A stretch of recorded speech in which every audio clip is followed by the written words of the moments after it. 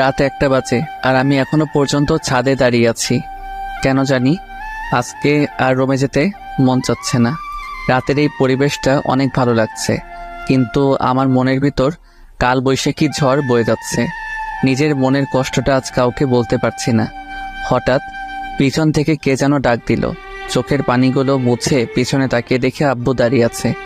আব্বু আমার সামনে এসে বলতে লাগলো, নিলয়, তুই এখন এখানে দাঁড়িয়ে আছিস কেন? যা, তোর রুমে যা। মেয়েটা সেই কখন থেকে তোর রুমে একা বসে আছে। আমার কাঁধে হাত রেখে বলল, যাচ্ছি। আমি যেই আসতে যাব আব্বু আবার বলল, দেখ বাবা, মেয়েটা অনেক ভালো, ও তোকে অনেক সুখে রাখবে। আমি কিছু বললাম না, কারণ কিছু বলার মতো ভাষা নেই। তাই একটা শুকনো হাসি দিয়ে ছাদ থেকে নেমে রুমে চলে আসলাম। দরজার সামনে দাঁড়িয়ে আছি আর ভাবছি আজকে কি থেকে কি হয়ে গেল। একটা দীর্ঘ নিঃশ্বাস ছেড়ে